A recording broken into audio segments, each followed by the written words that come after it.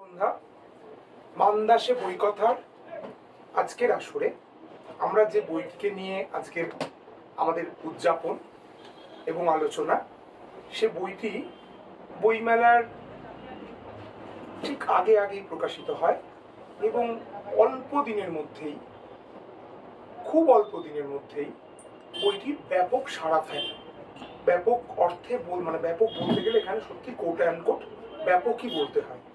বইপাড়ায় সেকালের কর্পোরেট, সিদ্ধার্থ মুখোপাধ্যায়ের লেখা সেকালের কর্পোরেট, এই বইটি সত্যি ব্যাপক সাড়া ফেলে। এবং সত্যি কথা বলতে কি, প্রকাশক হিসেবে এই বইটি মান্দাসের পক্ষ থেকে আমরা বলতেই পারি, এই বইটি যখন তৈরি হচ্ছিল, এই বইটির নাম হওয়ার কথা ছিল সেকালের কর্পোরেটের গপ্প। সেই নাম লেখক ঠিক করেছিলেন। আমি এবং সায়ন্তন মুখোপাধ্যায়, মান্দাসের দুজন কর্ণধার, আমরা ঠিক করি যে এই গপ্পটাকে আমরা ছেটে দেবো। গপ্পটা তো ভেতরে রয়েছে, বইটার নাম হোক সেকালের কর্পোরেট। এবং এই কাজটা যখন আমরা করছি, আমি আর সায়ন্তন, বা এই স্ক্রিপ্টটা নিয়ে যখন নাড়াচাড়া করছি, তখনই আমি সায়ন্তনকে বলেছিলাম, সায়ন্তন আমাকে বলেছিল, আমরা বুঝতে পারছিলাম। কোনো বইয়ের ক্ষেত্রে হয় না যে বইটা পাঠকপ্রিয় হবে, এইটা পাণ্ডুলিপিটা পাওয়ার পর থেকেই এবং বিষয়বস্তু জানার পর থেকে, তারপর যখন পাণ্ডুলিপি হাতে পেলাম, পাওয়ার পর থেকেই আমরা একটা সেন্স করতে পারছিলাম, বুঝতে পারছিলাম, রিয়েলাইজ করতে পারছিলাম যে এইটা না মানুষের কাছে ব্যাপক লোকপ্রিয় হবে, মানুষ বইটাকে নেবে। এবং বাস্তবেও তাই দেখা গেল। আমাদের ধারণা, আমাদের আশা সত্যি হলো। এবং বইমেলার আগেই এই বইয়ের অনেক কপি আমরা বিক্রি করেছি, বইমেলাতেও ব্যাপকভাবে বিক্রি হয়েছে এবং এখনো হচ্ছে। তো আজকে এই বইটিকে নিয়ে আমাদের আলোচনা, সেকালের কর্পোরেট, এই বইটিকে নিয়ে। শুরুতেই আমি বইটিকে নিয়ে আজকে যিনি আলোচনা করবেন, শুভব্রত গঙ্গোপাধ্যায়, যাকে সবাই গোটা পৃথিবী চম গাঙ্গুলি নামে চেনে, যিনি ঝর্ণা কলমের একজন প্রখ্যাত সংগ্রাহক, যিনি একজন আগ্রাসী পাঠক এবং যিনি একই সঙ্গে কর্পোরেটের একজন শিল্পকর্তাও বলা যায়। তো নানাবিধ পরিচয় চমদার মতন মানুষের সাহচর্য পাওয়া, এবং চমদার থেকে প্রতিনিয়ত আমরা কিছু না কিছু তো শুনছি এবং শিখছি। সেই চমদা আমাদের বইয়েরও একজন অত্যন্ত একনিষ্ঠ পাঠক, বহু বইয়েরই পাঠক মান্দাসে। এবং চন্দা এই বইটি আমার ধারণা একদম প্রথম দিকে চন্দা সংগ্রহ করেছিলেন এবং চন্দা এটা পড়েছিলেন। তো যখন আমরা এই বইটি অনুষ্ঠান করার কথা ভাবলাম, সিদ্ধার্থ দা এবং আমরা দুজনেই ঠিক করেছিলাম যে চন্দাকে আমরা অনুরোধ করবো এই বইটিকে নিয়ে বলার। আমি প্রথমে শুভব্রত গঙ্গোপাধ্যায় ওরফে চম গাঙ্গুলিকে এখানে আসতে অনুরোধ করবো এবং লেখককে আসতে অনুরোধ করবো। যদিও এই বই পূর্ব প্রকাশিত, তা সত্ত্বেও প্রতিদিনকার অনুষ্ঠানের মতো আমরা একটা, বলা যেতে পারে, আনুষ্ঠানিক উদ্বোধন আজকে করছি। আনুষ্ঠানিকভাবে উদ্বোধন হচ্ছে সেকালের কর্পোরেট, সিদ্ধার্থ মুখোপাধ্যায়ের লেখা। চন্দাকে অনুরোধ জানাবো, শুভব্রত গঙ্গোপাধ্যায়কে অনুরোধ জানাবো বইটিকে নিয়ে তার পাঠক প্রতিক্রিয়া জানানোর জন্য। অনেক ধন্যবাদ। এই প্রাচীন বিষয়ে কথা বলার জন্যে, এই অর্বাচীনকে সুযোগ করে দেওয়ার জন্য। বইটার প্রথম দর্শক এখানে সুগল্প বলল, আমি বোধহয় খুব প্রথম কয়েকজনের মধ্যে আমি বইটা কিনেছিলাম এবং এক নিঃশ্বাসে, যাকে পড়া বলে, রাত্রিবেলা বাড়ি গিয়ে সেটা পড়েছিলাম। বইটা খুবই ভালো লেগেছিল। কি ভালো লেগেছিল, এবং বইটার সম্বন্ধে কিছু কথা একটু পরে বলবো, কিন্তু তার আগে একটু কর্পোরেট নিয়ে কথা বলি। কর্পোরেট শব্দটার মধ্যে একটা কিরকম যেন একটা রোমান্টিকতা, একটা মাদকতা আছে, কিরকম একটা স্যাটাবোস টাইপের একটা জিনিস। ক্যামি সাবান, লন্ডন, একটু অক্সফোর্ডে ভাষণ, এটা একটু কর্পোরেট, এটার মধ্যে একটু জাগিয়ে তো বাঙালি খায়। কর্পোরেট কথাটা বাঙালি খায়, বাঙালি খেতে ভালোবাসে।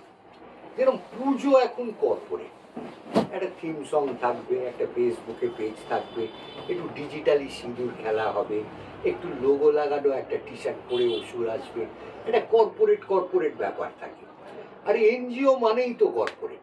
আপনি বিকেলবেলা রাস্তার কুকুরকে রোল চাউমিন খাওয়াবেন, কর্পোরেট ধরো, আর না পেলেই ব্যাটা অ্যান্টি সোশ্যাল। আবার যেরকম আবার পেলেও আবার ঝামেলা, যেরকম মোহনবাগান কর্পোরেট, ইমামি ইস্ট বেঙ্গলও কর্পোরেট। তো কর্পোরেট জগতেও রাজা আছে, প্রজা আছে, সেকালেও ছিল, একালেও আছে। কিন্তু কেমন ছিল সেকালের কর্পোরেট, বইতে বিস্তারিতভাবে সিদ্ধার্থদা লিখেছে, আমি আর ওর মধ্যে ঢুকছি না।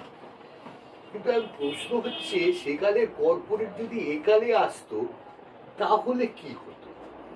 মানে রামদুলালের কথা দাদা তুমি লিখেছো এখানে, মার্কিন পুঁজিপাতের দালাল রামদুলাল হুঁশিয়ার দেওয়াল লেখা হতো। বা দ্বারকানাথের কার টেগর অ্যান্ড কোম্পানি কি করেছিল না, রানীগঞ্জে গিয়ে কয়লা খনি খুলেছিল। তো এবার এই দ্বারকানাথের এই কার টেগর অ্যান্ড কোম্পানির প্রকৃতি ধ্বংস করার চক্রান্ত মেনে নিত কি আজকের রানীগঞ্জের জনতা? সাস্টেনেবিলিটি নিয়ে এত কথা তো, যে কয়লা খারাপ, একটা ফসিল ফুয়েল, সাস্টেনেবল হতে হবে। সেই যে জমানায় যদি সাস্টেনেবিলিটির কথা থাকতো, বা সেই কর্পোরেট সেই সমাজে কি সাস্টেনেবিলিটিকে ঘিরে ব্রাহ্ম সঙ্গীত তৈরি হতো? এগুলো কয়লা পাচারকারীদের সঙ্গে কি কেউ, এই কেষ্ট সখাতের মতো মানুষদের সঙ্গে কি এক পাতে খেতে বসতো ঠাকুর বাড়ির ছেলেরা? রেড, সিজিও কমপ্লেক্স, ব্রেকিং নিউজে কি ঢাকা পড়ে যেত সেদিনের নবজাগরণ? শিলাইদহতে কি গর্জে উঠত বন্দুকের নল? এগুলো কিন্তু সব কর্পোরেট প্রেক্ষাপটে চিন্তা করা যেতে পারে। রিহানা আর শাহরুখ খান কি নাচতো কোনো সেকালে বাঙালি কর্পোরেট বাবুর বেড়ালের বিয়েতে? হতো কি? মানে আমি এগুলো চিন্তা করে আরো আছে, যে ধরুন এই যে স্যার রনেন, স্যার বীরেনরা, তারা কি আজকে পারতো এই তাদের মেধা দিয়ে এআই এর সঙ্গে টক্কর দিতে? কে জানে, মানে আমি জানি না। তবে একটা কথা ঠিক, কি the more things change the more they remain the same. এটা কেন, এটা বলার একটা কারণ আছে। এখনকার মতনই তখনও it was all about managing the environment. আমি এই কথাটা কেন বলছি তার একটা কারণ আছে। বহু বছর আগে আমি যখন একটা ইংরেজি গোলাপি কাগজে লিখতাম, তখন একজন খুব বড় শিল্পপতির সঙ্গে, মানে কর্পোরেট জগতের একজন মাথা, তার ইন্টারভিউ নিতে গিয়ে জিজ্ঞেস করেছিলাম যে কি, আমি হোয়াট সেটস ইউ অ্যাপার্ট, আপনি কি করে এত সাকসেসফুল হন? সবাই জিজ্ঞেস করে। উনি, আমি বললাম আপনি কি করেন, আপনার কাজটা কি কর্পোরেট, মানে কর্ণধার হিসেবে আপনার কাজটা কি? উনি খুব সিম্পলি বলেছিলেন যে I only manage the environment. মানে সব কিছু এত রকম, একদিক থেকে পলিটিক্যাল প্রেশার, একদিক থেকে ব্যাংকের প্রেশার, একদিক থেকে শেয়ার হোল্ডারদের প্রেশার, একদিক থেকে অন্যান্য কর্পোরেটদের প্রেশার, কম্পিটিটরদের প্রেশার, এই সবেতে আমাকে কিন্তু এনভায়রনমেন্টটাকে ম্যানেজ করতে হয়, টুইক করতে হয়, আর কিচ্ছু করতে হয় না। এই ম্যানেজিং দ্য এনভায়রনমেন্ট কিন্তু বিরাট বড় ব্যাপার। কেননা মনে রাখতে হবে, এই সিদ্ধার্থদার বইতেই আছে যে গান্ধীজি কেউ এই জিনিস করতে হয়েছিল। কবে করতে হয়েছিল না, ভেবে দেখুন, বঙ্গভঙ্গ আন্দোলন হচ্ছে, তখন স্বদেশি আনা নিয়ে এত জিনিস, স্বদেশি নিয়ে লোকে ঝাঁপিয়ে পড়েছে, স্বদেশি সামগ্রী নিয়ে। সেই সময় কিছু ব্যবসায়ী কিন্তু বিদেশি মিলের কাপড় স্বদেশি বলে বিক্রি করে দিয়েছিল এবং প্রচুর মুনাফা লুটেছিল, এবং করে তারা কিন্তু গান্ধীজিকে বলে, এবং সেই নিয়ে খুবই লেখা আছে, আমি বলতে চাই না। এবার বইটার কথা একটু বলি, বলে শেষ করব। দারুণ লেগেছে পড়তে, ওয়েল রিসার্চ, সুন্দর সাবলীল ভাষা, কিন্তু বড্ড ছোট, স্বল্প পরিসর। প্রথম দিনই আমি বলেছিলাম এই বইটাতে মন ভরছে না, ঠিক আরও একটু হলে বোধহয় ভালো হতো। একটু দ্বিতীয় খণ্ড এর একটা দিতেই হবে, নইলে গদি ছাড়তে হবে। এই লড়াইয়ের নেতাকে সুকল্প চ্যাটার্জি আবার কি, এবং ওনার সিরিয়াস নোট। পরের বইটা তো অবশ্যই বড় হতে হবে, দুটো জিনিস আমি বলবো, ম্যানেজিং এজেন্সি নিয়ে এখানে লিখতে হবে। ম্যানেজিং এজেন্সি নিয়ে কিছু লেখা নেই, এবং ম্যানেজিং এজেন্সির খুব একটা আমাদের সমৃদ্ধ ইতিহাস আছে, সেইটা নিয়ে একটা লিখতে হবে। এই কর্পোরেট খুনসুটি, রেসারিসি, টান পাতান, এই গাথা তো লিখতেই হবে। এটা তুমি দাদা এক্সপার্ট, তোমার কিছু বলা নেই। এবং অবশ্যই আসছে বছর বইমেলার আগে আমাদের এই বই হাতে তুলে দিতে হবে। অনেক ধন্যবাদ, দারুণ লেগেছে বইটা।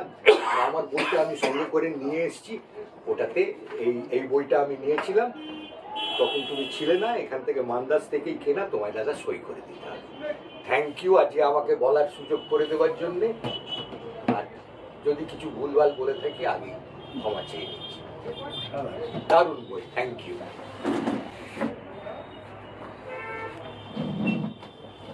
এবার আমি সিদ্ধার্থটাকে ডেকে নেব। বড় সংক্ষিপ্ত বক্তব্য আমরা শুনলাম, খুবই ভালো বক্তব্য, খুবই সংক্ষিপ্ত বক্তব্যও সংক্ষিপ্ত হয়ে গেল বই সংক্ষিপ্ত বলার জন্য। যাই হোক, তো এবার আমরা সিদ্ধার্থটাকে ডেকে নেব এই বই থেকে। তোমার পছন্দের দু একটা জায়গা একটু যদি পড়ে শোনাও আমাদের।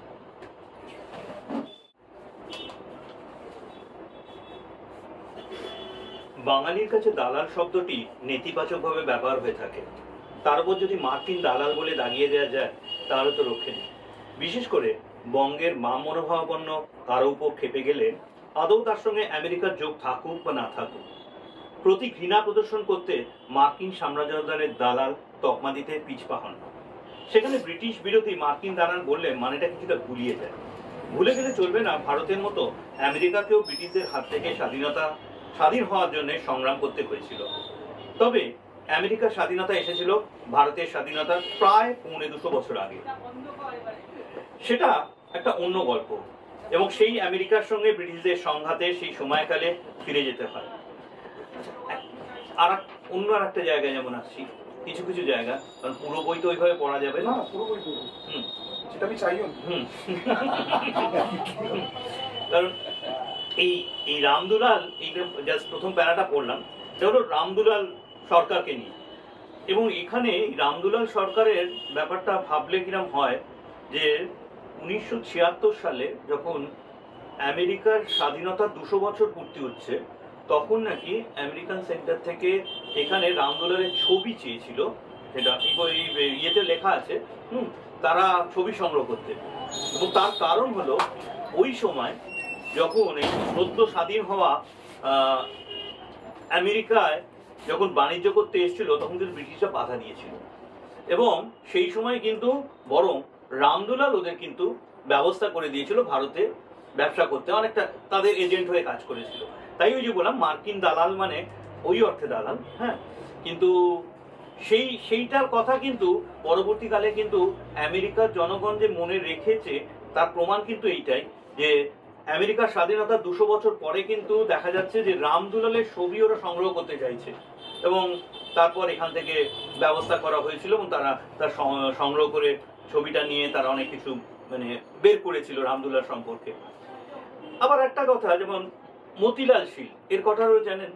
মতিলাল শীলেরও একটা অদ্ভুত ঘটনা ঘটেছিল। আজকে আমরা হয়তো ভাবতে পারি না, যেটা আমাদের তো এখন অনেকেরই বাড়ি আছে এবং বাড়ি ভাড়া দেওয়া হয়, কিন্তু আগে এরকম বোধহয় ভাবনা চিন্তা মানুষের মধ্যে ছিল না যে একটা বাড়ি ভাড়া একটা আয়ের উৎস হতে পারে।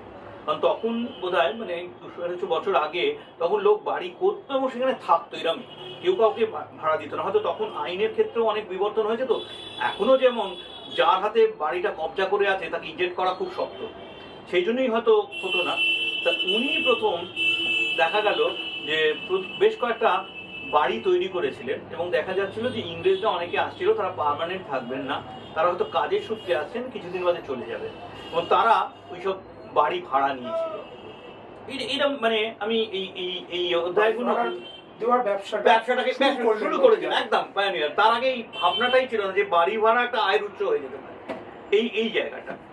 বা আমাদের মানে কমার্স যারা পড়েছেন তাদের কাছে এটা খুব মানে অপরিচিত শব্দ না, লিমিটেড লায়াবিলিটি। এই ব্যবসার সঙ্গে এটা খুব পরিচিত, লিমিটেড লায়াবিলিটি। কারণ প্রত্যেকের মানে দায় ওই শেয়ারের ইয়ে অবধি, যতটা শেয়ার ভ্যালু এই শেয়ারের দাম আছে সেইটা অবধি, তার বেশি কিছু নয়। যার জন্যে কিন্তু আগে দ্বারকানাথ ঠাকুরের সময় কিন্তু এই লিমিটেড লায়াবিলিটি ব্যাপার ছিল না। তার ফলে এটা অনেক পরে এসছে, এবং তার ফলে হতো কি, যে ব্যবসা করছে তার কিন্তু ব্যক্তিগত দায় থেকে যেত কোম্পানি লাটে উঠলে টাকা মানে শোধ করা, এবং এর ফলে কিন্তু ভীষণভাবে সমস্যায় পড়তে হয়েছিল দেখা গেছিল একটা সময় দ্বারকানাথকে। হ্যাঁ, বা এবং দ্বারকানাথের ছেলেও যদি বলি, দেবেন্দ্রনাথ ঠিক ব্যবসার লোক ছিলেন না, কিন্তু ব্যবসা একটা ঘাড়ে এসে পড়েছিল, এবং তিনি ব্যক্তিগতভাবে ভীষণভাবে সৎ ছিলেন, একদম সৎ কথাটা যেটা বোঝায় সেটাই। এবং তিনি মানে যখন ওই লাটে উঠছে, দেউলিয়া হচ্ছে, তখন কিছু শপথ নিতে গিয়ে তিনি খুব দ্বিধায় পড়ে যাচ্ছেন, মানে আমার যতদিন কিছু যা থাকবে তা আমি এদের দিয়ে দেবো, এই কথাটা বলতে। এবং বড় লোকের ছেলে, তারা এরকম একটা ঘটনা ঘটছে, তার হাতে একটা আংটি ছিল, সবকিছু দিয়ে দিচ্ছেন যে দেউলিয়া হওয়ার জন্য। হ্যাঁ, যে তখন এই আমার হাতের আংটিটা তো দেওয়া হলো না, মানে এটাও তো আমি রাখতে পারি না। এবং ও তারপরে খুব কৃচ্ছ সাধনও করেছিলেন যখন এই ওদের মানে ঠাকুর পরিবারের ব্যবসা লাটে ওঠে, যদিও সে নিয়ে আবার কেস কাছারি হয়, এবং তার টাকারা এবং তার পরিবারের লোক দ্বারকানাথের এই দেবেন্দ্রনাথের আচরণ নিয়ে একটু ক্ষুব্ধ হয়েছিলেন, তারা মামলা টামলা করেন। হ্যাঁ, মানে এইভাবে দেউলিয়া হয়েছে মানে তারা তার সব টাকা পয়সা চলে যাবে, এটা হতে পারে না, এই ট্রাস্ট, এবং সেটা আবার ভিন্ন প্রশ্ন ছিল, কিন্তু সেটা নিয়েও মামলা হয়েছিল। বা এই ঠাকুর পরিবারেরও ব্যবসার ইতিহাস যদি দেখতে যায়, দেখা যায় আবার জ্যোতিদাদাও আবার ব্যবসা করেছিলেন। জ্যোতিদাদার একটা মানে অনেক রকমই ব্যবসা করেছিলেন, যেটা খুব সিগনিফিকেন্স একটা ছিল, যখন রেলপথ তৈরি হচ্ছে, রেলের সঙ্গে কানেক্টিং দেখা যাবে যে কিছু নদী পথে লোকজনকে পৌঁছে দেওয়া, এবং লঞ্চে, হ্যাঁ, তখনকার ওই জাহাজের ফেরিঘাটে, তা সেইটা করতে গিয়ে উনি কিন্তু সফলই।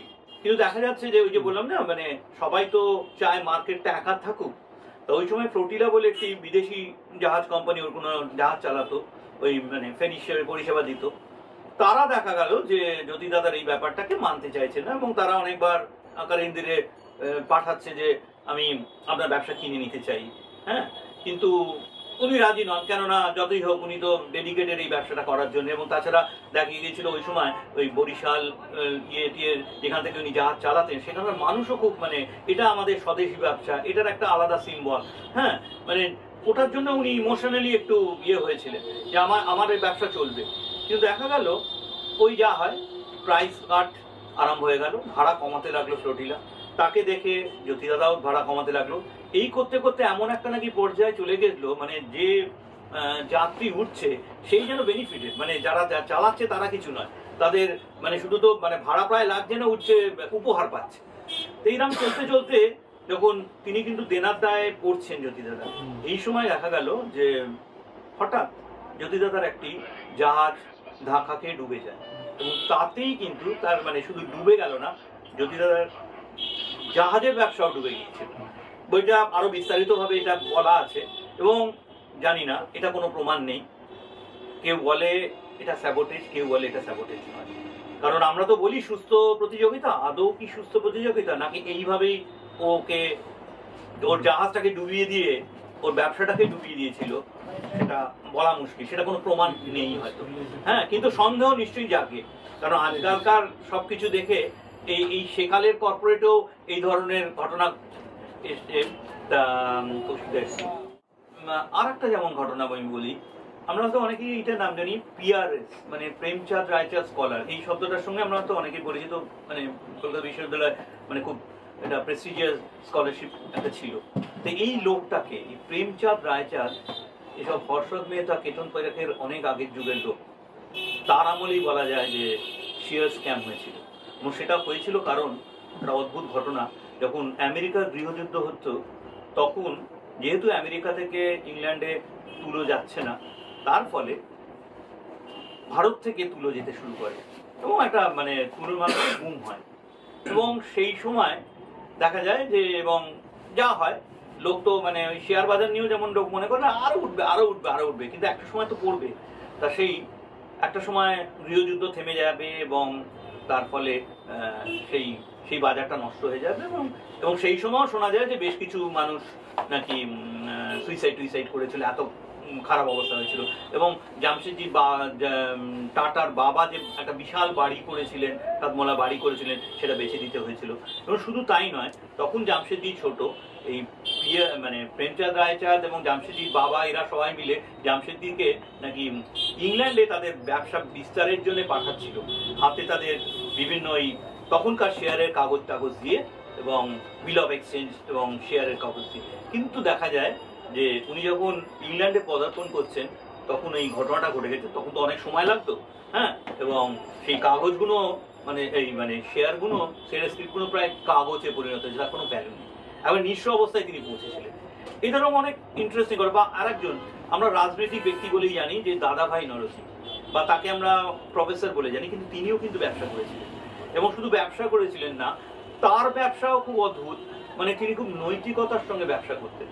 তার মানে এমন এমন ঘটনা মানে দেখা যাবে যে এখানে আছে যে কোনো হয়তো মালে গন্ডগোল হচ্ছে, সেটা জানতে পারলে হয়তো সে ট্রেডিং করছে, সে বলবে আমার কি দায়, যে নিচ্ছে সে ব্যাপার, অন্য পার্টনাররা তাকে বলছে, আর যে যার কাছে নিচ্ছি তা সেটা কেন হবে, যেহেতু আমার কাছ থেকে মালটা নিচ্ছে আমারও একটা দায়বদ্ধতা থাকে। বা উনি দেখা যায় যে মানে আফিং এবং মদ এর থেকে যে ওদের পার্টনারশিপে যে আয় হয়েছিল সেটা নেননি, পরে ওই যে পার্টনারশিপটা ভেঙে যায়, উনি সরে যান ওই ব্যবসা থেকে। কিন্তু এরকম ধরনের অনেক অনেক অদ্ভুত অদ্ভুত ঘটনা আছে। মানে এই কারণেই বললাম যে বা আমাদের এখন যে দেখি আমাদের ক্যালকাটা ক্লাব, এই ক্যালকাটা ক্লাবেরও একটা মানে হিস্ট্রি আছে কর্পোরেটের অদ্ভুত। যে বেঙ্গল ক্লাব আগেই ছিল, তখন এই বেঙ্গল ক্লাবে রাজেন মুখার্জিকে একটা সংবর্ধনা দেওয়া হবে, এবং সংবর্ধনাটা দিচ্ছেন তৎকালীন মানে কি নাম, মানে ছোট লাট, মানে তিনি নামটা উডবার্ন, হ্যাঁ, উনি দিচ্ছেন। সেইখানে কিন্তু বেঙ্গল ক্লাবের অবস্থা ছিল যে বেঙ্গল ক্লাবে কেউ করতো না, মানে সাদা চামড়া ছাড়া কাউকে অ্যালাউ করা হতো না, এবং কালো চামড়ার লোকেদের অ্যালাউ করা হবে। তা মানে সেটা তো ওরা মানতে রাজি না। এটা ভেবে যখনই উনি আমন্ত্রণ পত্রটা পেয়েছিলেন তখন উনি একটু দ্বিধায় ছিলেন, এবং পরে জানান যে এরকম আমি যাব, তারপর যদি কোনো গন্ডগোল হয়। তা তখন বলছে না না, মানে ছোট লাটের ব্যাপার কেউ অত ভয় সাহস পাবে না। কিন্তু দেখা গেল উনি গেলেন, এবং যা হয় কিছু লোক সেই ইন্ডিয়ান ব্ল্যাক চামড়া এইসব নিয়ে তাকে নানাভাবে অপমান করে মানে সেই মারতে আসে, এইটারে এরকম একটা ঘটনা ঘটে। খুব খারাপ, মানে সেখানে খোদ সেখানে রাজ্যপালের মতো লোক, এই মানে ছোট লাটের মতো লোক হয়েও সেটা আটকাতে পারছে না, এত অসহায় মানে ওদের সঙ্গে। এবং তারপরে আলটিমেটলি তার ডাকা পার্টি লোকজন খেয়েছিল আস্থা বলে, মানে ওইভাবে একটা জায়গা ব্যবস্থা করে দিয়েছিল। কিন্তু ওই ঘটনার পর তখন মানে কিছু উচ্চ শ্রেণীর বাঙালি এবং যারা সিম্প্যাথাইজার মানে বাঙালির প্রতি সাহেব, তারা ঠিক করেছিল একটা অন্য একটা ক্লাব করা দরকার, এই বেঙ্গল ক্লাবে থাকা যাবে না। এবং ভূপেন বোস, রাজেন মুখার্জি এরা সবাই তখন উদ্যোক্তা নিয়ে পরবর্তীকালে কিন্তু ক্যালকাটা ক্লাব হয়েছিল। মানে এইগুলোর পেছনেও কিন্তু একটা কর্পোরেট, এই ক্লাবগুলোর সঙ্গে একটা কর্পোরেটের জগতের তো না, কারণ এখানে অনেক আলোচনার মাধ্যমে অনেক কর্পোরেটের কথা হয়ে থাকে। বা এইভাবে যেটা চন্দাও যেটা একটা কথা বললো যে গান্ধীজির কথা, এখানেও কর্পোরেটের কথা আসলে গান্ধীজির কথা বললে লোকজন একটু ঘাবড়ে যায়, মানে ওনার সঙ্গে কর্পোরেটের কি সম্পর্ক। অবশ্যই আজকে আমরা যে খাদি দেখি, এই ব্র্যান্ডটা ভীষণভাবে একটা কর্পোরেট ব্র্যান্ড, আমরা তো অস্বীকার করতে পারি না। তা সেইখানেও এই অদ্ভুত অদ্ভুত ঘটনা কিছু এখানে উল্লেখ আছে, যে এক সেঠজি গান্ধীজিকে বলেছেন যে আপনি খাদি দিয়ে কিভাবে করছেন, এদিকে কিছু হবে না, মানে ডিসকারেজিং কথা বলছে। যে মিল মালিকেরা কিভাবে ব্যবসা চালান, মিল মালিকরা কেমন এই স্বদেশি সেন্টিমেন্টটাকে নিয়ে প্রতারণা করেছে মানুষকে, যে বলেছে যে কেউ স্বদেশি আন্দোলনের সময় বিদেশি কাপড়টাকে স্বদেশি বলে চালিয়ে দিচ্ছে, বলে তারা মুনাফা করছে, আদৌ তারা মানে একদম ঠকাচ্ছে, যেটা মানে এইরকম ঘটছে। এবং তখন বলেছে না এরম ভাবে হলেও আমার খাদি, এবং যার জন্য বলে দিয়েছিল যে স্বদেশি আমলেও যে যেগুলো হয়েছিল অনেক কারখানা বা কলকারখানা করে তার অনেকগুলো ফ্লপ করেছিল, এই সব কারণেই দেখা যায় যে ওই ইমোশনালি হয়েছিল, কিন্তু ঠিক মতো ব্যাক নেই, এবং অনেক সময় দেখা গিয়েছিল যে তারা প্রতারণার শিকার হয়েছে। কিন্তু অবশ্যই এটা তখন বলেছিল যে গান্ধীজি বলেছিল যে আমার খাদির সিস্টেম এমন, সেখানে কিন্তু কনজিউমার এবং প্রডিউসার এদের কিরম একটা মিলিয়ে দেবো এমন ভাবে যাতে কিন্তু এই জায়গাটা ও এমন সূত্রে বাঁধে দেবে যে সেটাকে কোনোদিন ফ্লপ করবে না। এবং পরবর্তীকালে এটা তো দেখা যাচ্ছে যে গান্ধীজি মারা যাওয়ার পরেও কিন্তু খাদি রমরমে চলছে, আমরা অনেকেই এখনো খাদি পরি এবং খাদি দিয়ে আছে। এই সব ওই ব্যাপারগুলোই নিয়েই এই মানে সংক্ষেপে আমি বইটা নিয়ে জানালাম। আর অনেকে পড়েছেন, যারা পড়েননি তাদের এই বিষয়টা যদি আগ্রহী থাকেন বইটার কথা ভাববেন, পড়ে দেখার কথা। আর যারা পড়েছেন তাদের অনুরোধ করব তারা অন্যদের বলবেন যে কেমন লেগেছিল। যেমন চন্দা এরম বললো, তেমনি বইটা কেমন লেগেছিল এটা। আর ঠিক আছে, আর চন্দাও যে অনুরোধটা করলো সেটা নিশ্চয়ই ভাববো, হ্যাঁ, যে আমার সেরকম একটু মাথায় আছে কিছু কিছু ভাবনা চিন্তা। এই যেমন একটা প্রসঙ্গ হলো, মজার কথা বলছি, গত রবিবারই আমার একটা প্রতিদিনে লেখা ছিল, সেটাও মানে এই কর্পোরেট নিয়েই একটা অদ্ভুত, কিন্তু তার সঙ্গে ধর্মের কর্পোরেট। হ্যাঁ, যে এটা খুব মানে সেদিনকে রাজশেখর বোসের জন্মদিন ছিল গত রোববার শুরুতে তা, এবং রাজশেখর বোসের একটা বিখ্যাত গল্প আপনারা জানেন, শ্রী শ্রী সিদ্ধেশ্বরী লিমিটেড। এই সিদ্ধেশ্বরী লিমিটেড একটা মন্দিরকে বেস করে একটা শেয়ার ইস্যু হচ্ছে, এবং সেটাও মানে একটা কর্পোরেটেরই একটা ইয়ে, যে কিরকম কর্পোরেট সেটা বিভিন্নভাবে অনেক গল্পতেই আসে। তা এই ঘটনা এবং ঘটনাগুলোকে আরো কিছু ঘটনার কথা তুলে ধরার কথা নিশ্চয়ই ভাবনা চিন্তা আছে। দেখা যাক পরের যদি বইমেলার আগে একটা কিছু নামানো যায়। হ্যাঁ, অবশ্যই একটু বড় করতে হবে আরো কিছু ঘটনা। ঠিক আছে, আর আমার কিছু বলার নেই, এবার একটু সুগল্প। দুজনকে ধন্যবাদ জানাই, ভালোবাসা জানাই। সেকালের কর্পোরেটের যে দাবিটা চন্দা করলো, সেই একই দাবি আমারও রইল সিদ্ধার্থদের কাছে প্রকাশক হিসেবে, যে আমরা পরবর্তী বইমেলাতে এই বইটার দ্বিতীয় খণ্ড দেখতে চাই। এই নামে হোক বা এই নামে দ্বিতীয় খণ্ডে হোক বা অন্য কোনো নামে হোক, মোটা গল্প এই বিষয়ের উপর যে বিষয়গুলোর কথা উঠে এলো, যে বিষয়গুলোর ভাবনা, এই বইটা এই ভাবনাগুলোকে উস্কে দিয়েছে আমাদেরকে, এবং এইভাবে যে ভেবেছে যে সেকালের কর্পোরেটকে আজকে পরিচয় করানো। আসলে বাঙালি তো খুব নস্টালজিয়ায় ভোগে, তো নস্টালজিয়া এবং সেটা একই সঙ্গে আর্কাইভও বটে। এই জিনিসগুলো আর্কাইভড হওয়া খুব জরুরি। নস্টালজিয়া তো মানুষের একটা প্রবণতা, সবার নয়, হয়তো বাঙালির একটু বেশি, কিন্তু তার সঙ্গে এই যে সংরক্ষিত হওয়া, এই সংরক্ষিত হওয়াটা খুব জরুরি, দুমলাটের ভিতরে পাওয়াটা খুব জরুরি। যে কাজটা সিদ্ধার্থদা করেছে, এর আগেও সিদ্ধার্থদার একটি বই আমরা করেছি, সেটিও খুবই লোকপ্রিয় হয়েছিল, বিশিষ্ট জনেদের বিবাহে বিভ্রাট, বিবাহে বিপ্লব। সেটিও চমৎকার বই। সেটি বিভিন্ন বিশিষ্ট মানুষদের তাদের বিয়ে, এবং সেই বিয়ে কিভাবে রাষ্ট্রের ইতিহাস কখন পাল্টে দিচ্ছে, সম্পর্কের ইতিহাস কখন পাল্টে দিচ্ছে, মানে সেই বিয়েগুলো অত্যন্ত উল্লেখযোগ্য একটা বিবাহ। এবং সেই বইটিও পাঠকপ্রিয় হয়েছিল, আর এই বইটি তো তুমুল পাঠকপ্রিয় হয়েছে। আমি আশা করব যারা এখনো সংগ্রহ করেননি, যারা এই বিষয়ের উপর পড়াশুনো করতে চান, জানতে চান, তারা অবশ্যই এই বই সংগ্রহ করবেন। আজকে আমরা এখানেই আমাদের অনুষ্ঠান শেষ করছি। শুভ সন্ধ্যা, শুভরাত্রি, সবাই ভালো থাকবেন।